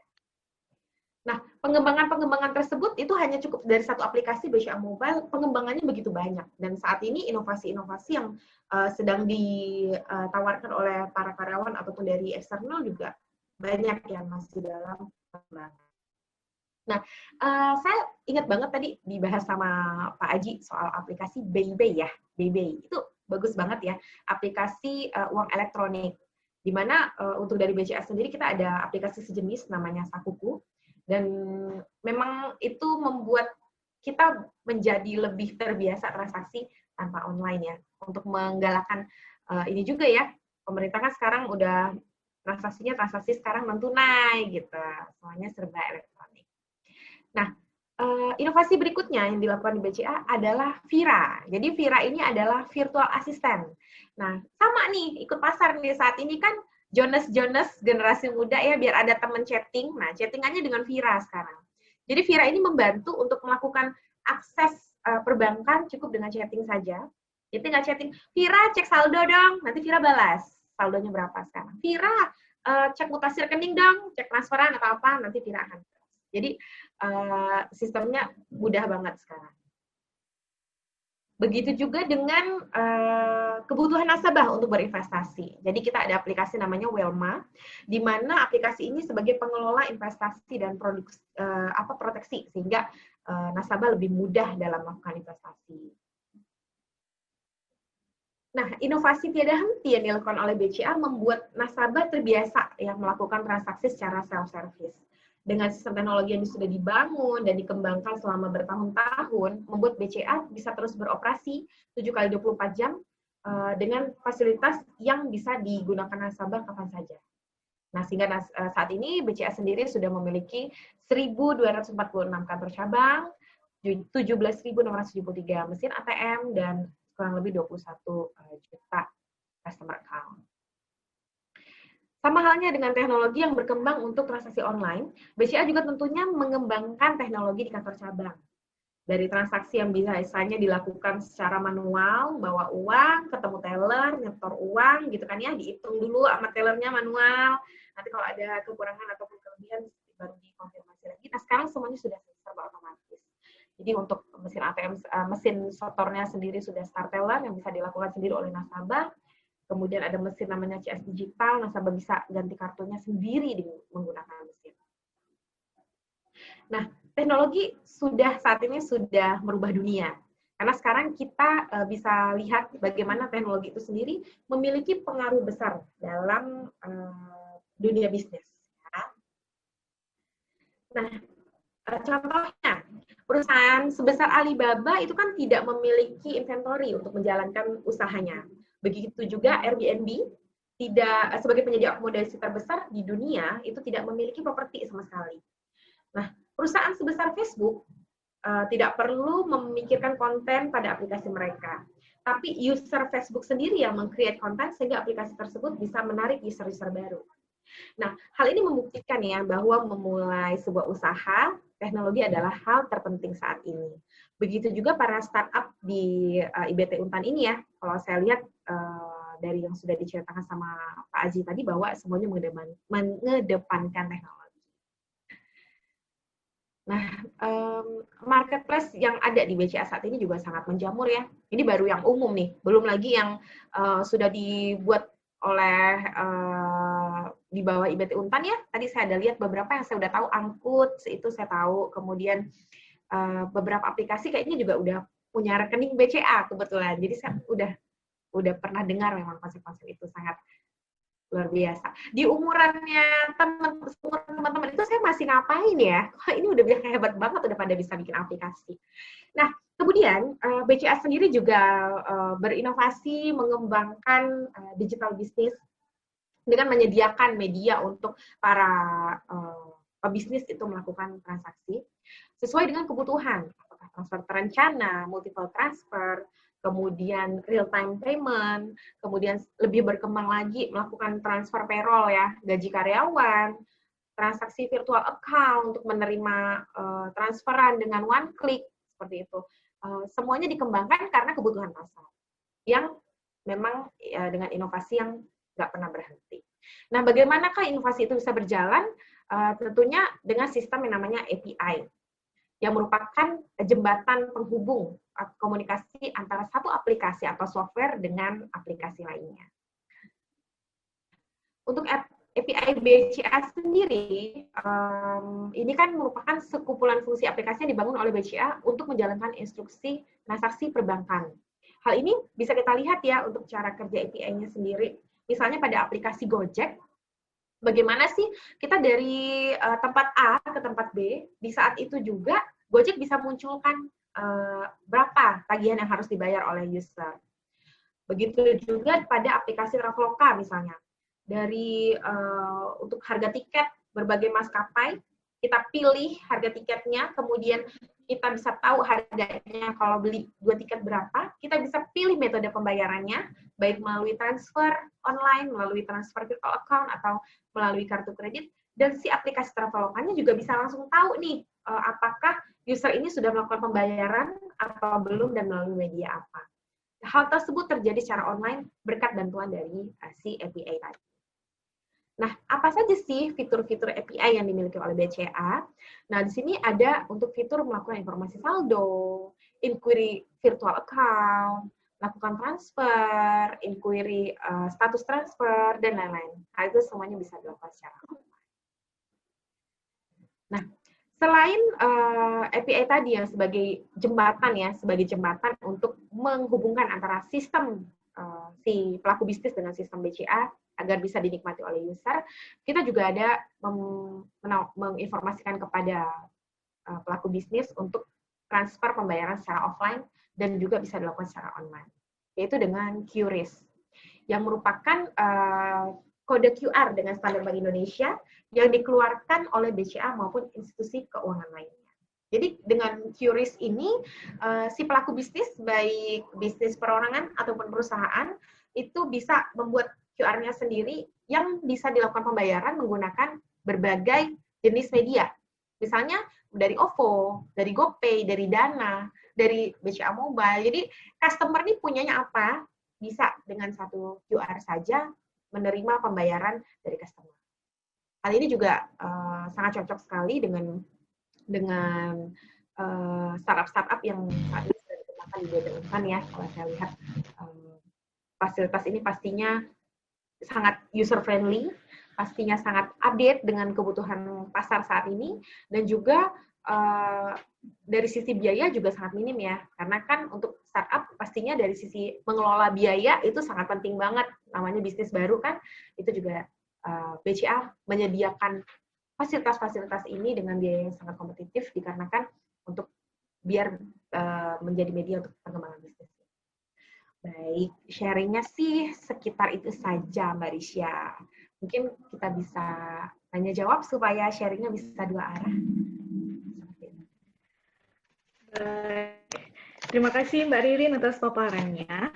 Nah, di kolom message ini kita sudah punya beberapa penanya. Ini ada untuk Pak Wiwin dan juga Mbak Ririn.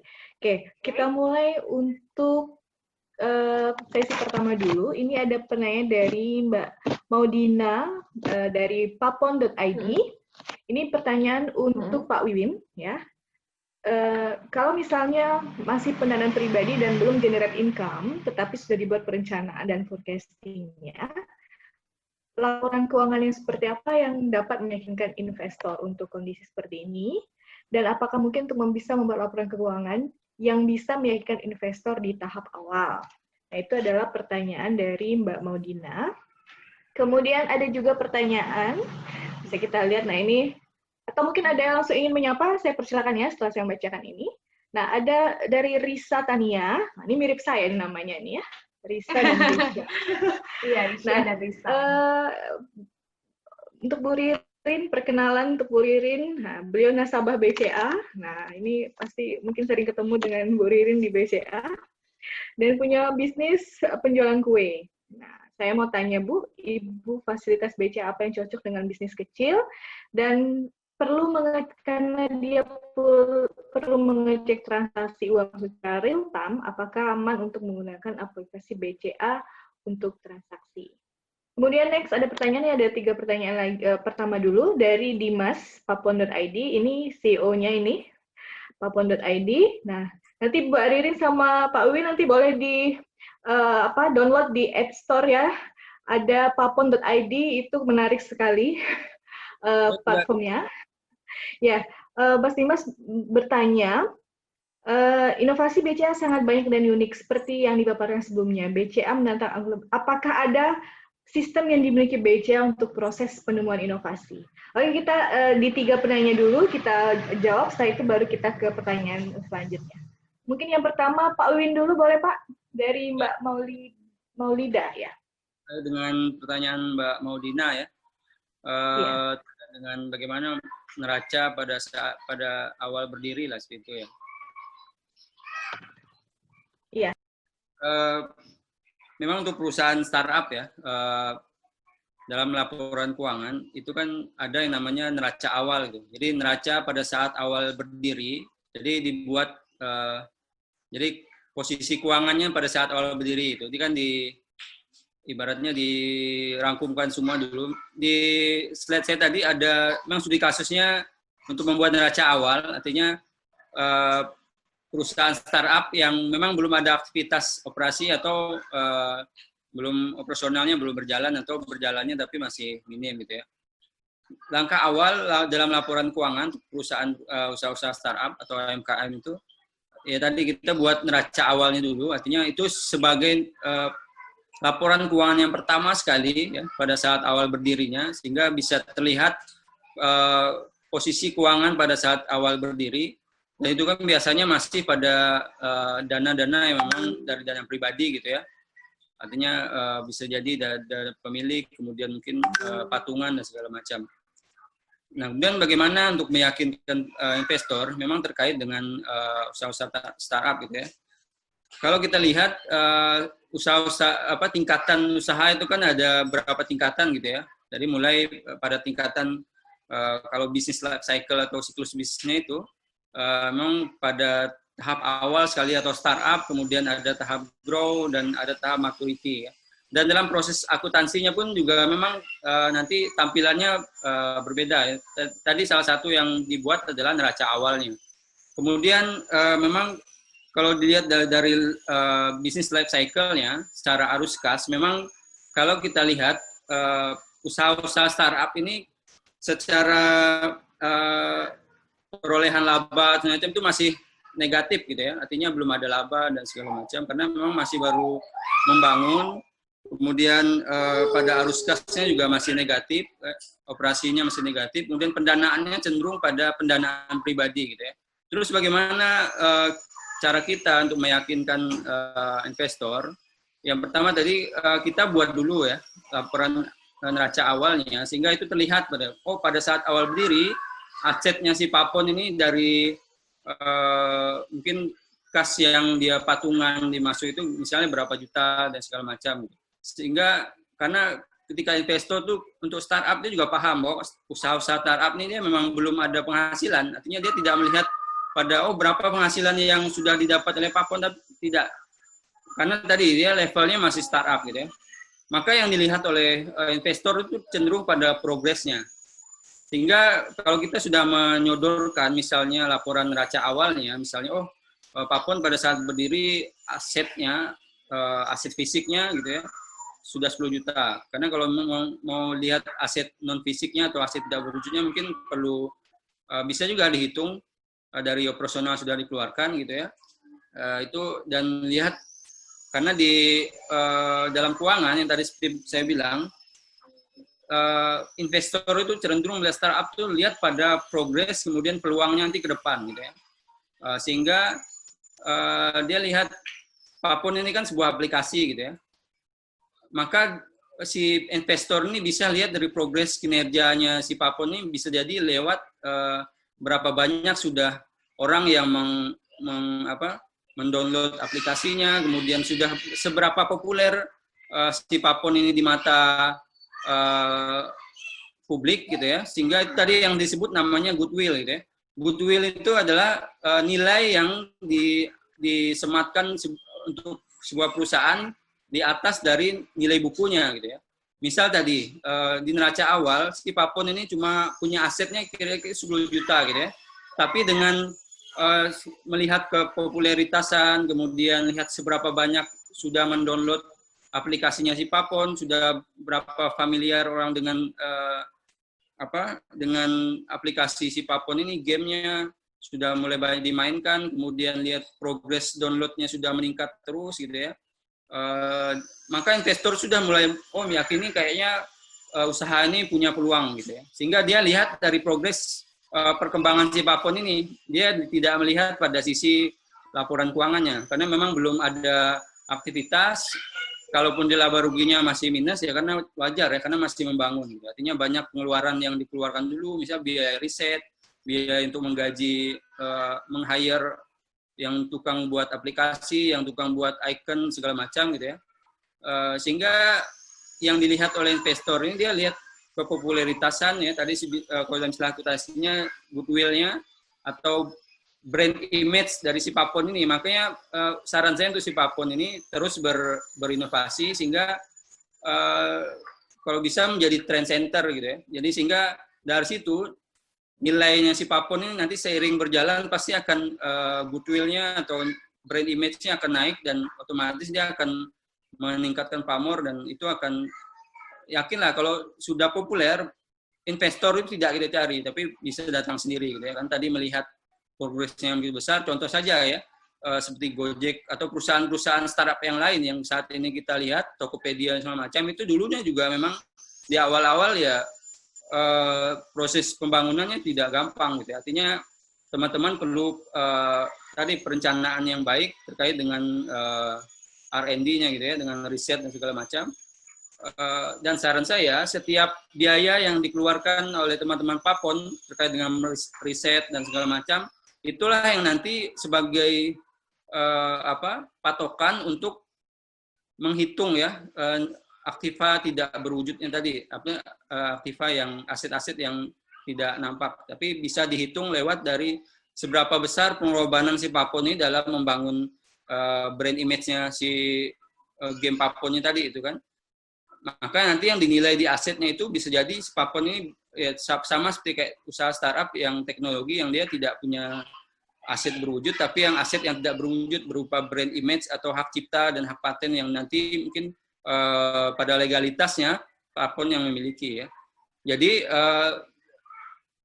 saran yang pertama buat laporan keuangannya di neraca awal ya. Neraca awalnya misalnya sudah berapa kas yang dimiliki Papon, kemudian sumber dana dari mana itu saya dulu. Karena itu neraca awal nanti akan terevaluasi ketika misalnya 6 bulan ke depan misalnya sudah berapa progresnya gitu ya. Walaupun merugi biasanya untuk rintisan startup itu ya memang rata-rata rugi dulu. Karena memang dia masih tahap membangun gitu ya. Dan harus tetap meningkatkan progres untuk nanti bagaimana si Papon ini bisa menjadi trend center sudah banyak dikenal publik, sehingga nanti investor akan melihat itu. Dia tidak melihat di awal-awal berapa si Papon ini untungnya gitu, tidak. Pasti lihat peluangnya ya, peluang bisnis si Papon ke depan dengan melihat kepopuleran si Papon ini dalam membangun brand-nya gitu. Itu saya mudah-mudahan ini bisa menjawab pertanyaan si Maudina ya terkait dengan tadi. Jadi cukup dengan membuat laporan neraca awal, kemudian terus progresnya dalam pengembangan, ya itu saja dulu di ini kan, agar membangun brand image-nya si Papon ini biar bisa lebih populer, sehingga nanti pasti banyak investor yang tertarik kalau memang peluangnya si Papon lebih baik untuk ke depan gitu ya. Jadi itu. Jadi cukup membuat laporan keuangan neraca awalnya, baru di nanti ke depan pasti akan bisa dievaluasi setahun, nanti baru ada neraca di setelah operasional gitu. Itu sih dari saya ya, mudah-mudahan bisa membantu dan bisa menjawab sedikit pertanyaan dari Mbak Maudina. Oke, baik. Terima kasih Pak Win penjawabannya. Selanjutnya kami saran kepada Bu Ririn untuk menjawab pertanyaan kedua dan ketiga, Bu. Oke, makasih Mbak Risha. Saya untuk pertanyaan adiknya Mbak Risha nih, Risa. Ya, jadi perkenalkan saya Risa, katanya ya, sebagai nasabah BCA, saya baru memulai bisnis penjualan kue. Saya mau tanya Bu, menurut Ibu, fasilitas apa yang cocok dengan bisnis kecil saya pada saat ini? Karena saya perlu mengecek transaksi yang masuk secara real time. Dan apakah aman menggunakan? Baik, makasih Mbak Risha pertanyaannya. Jadi untuk transaksi ini, transaksi bisnis di BCA itu kan kita ada 2 kategori ya, transaksi untuk nasabah individu maupun transaksi untuk nasabah organisasi.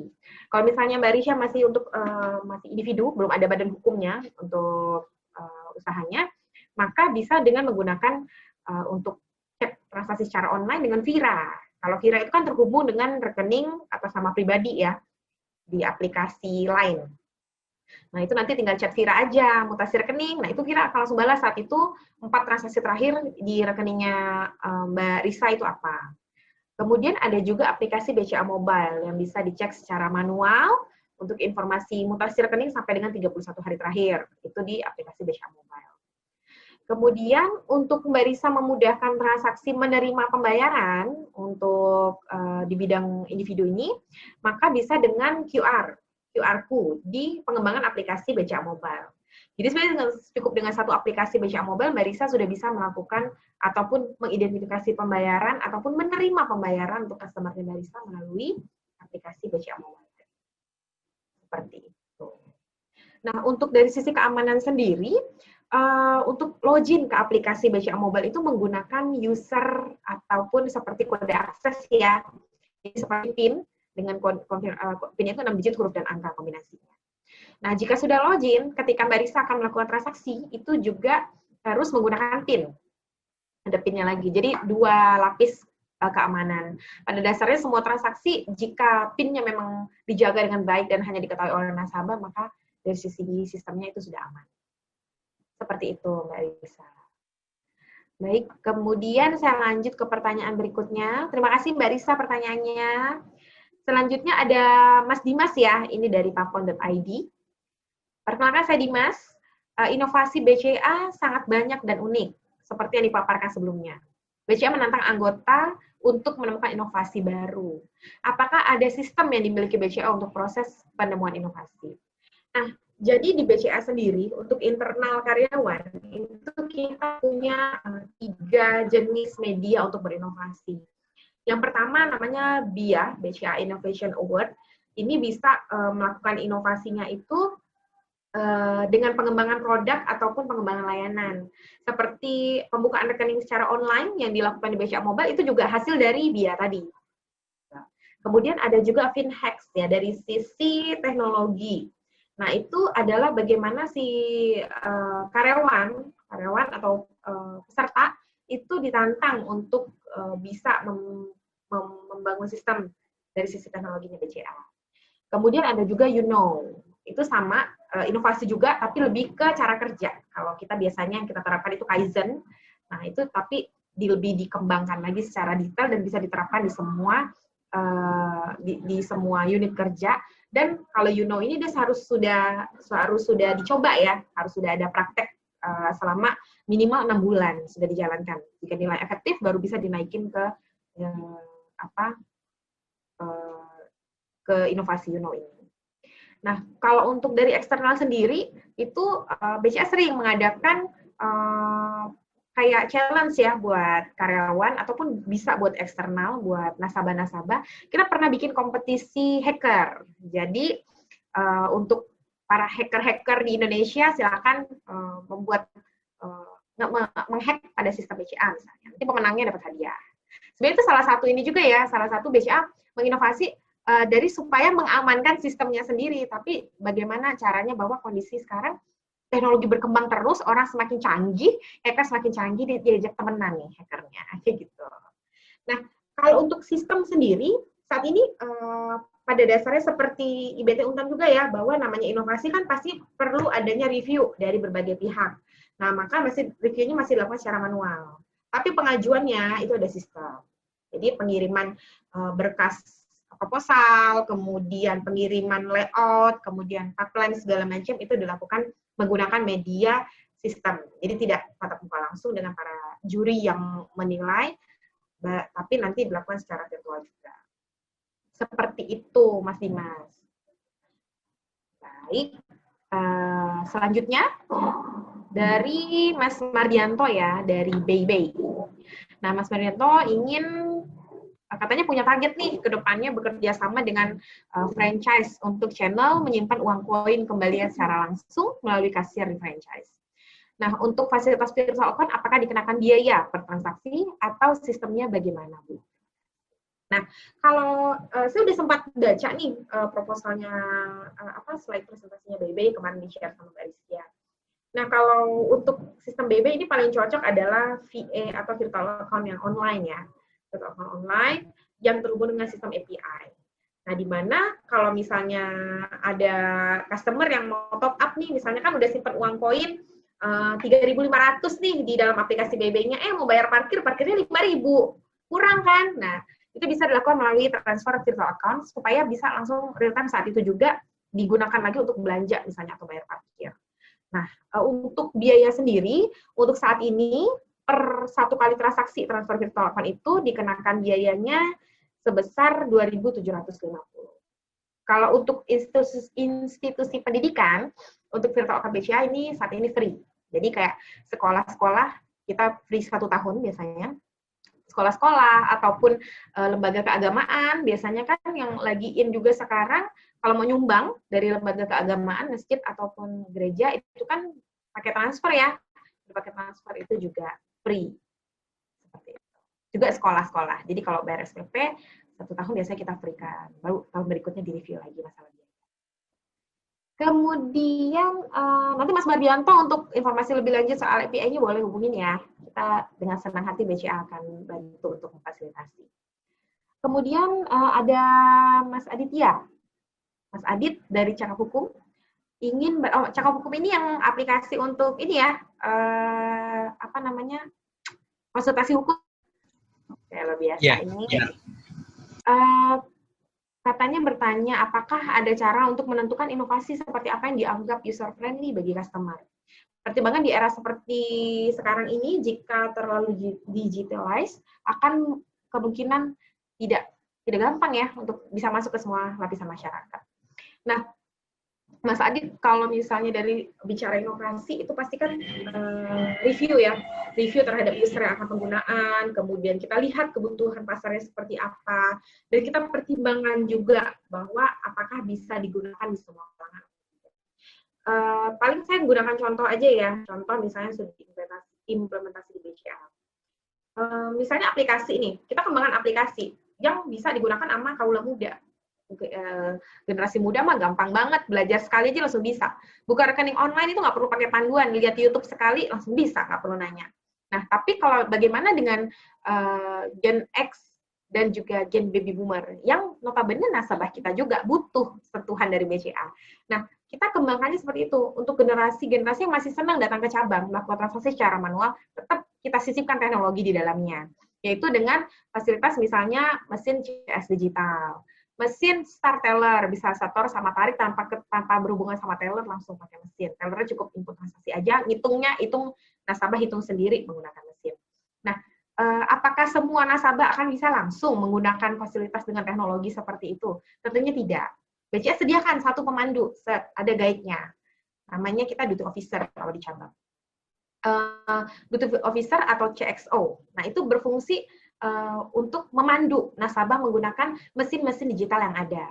Jadi di awal itu pasti kita pandu, 1, 2, 3 kali pandu, selanjutnya udah jadi habit. Nasabah udah biasa, oh kalau mau nyetor mah tinggal langsung aja masukin, uangnya bisa ngitung sendiri kok. Oh ganti kartu, gampang banget, ini mah tinggal pilih menunya aja.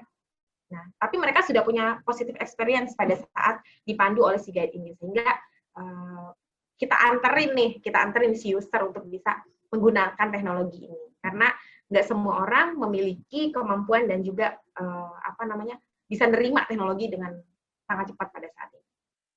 Seperti itu, Mas Adi. Terima kasih atas pertanyaannya. Baik,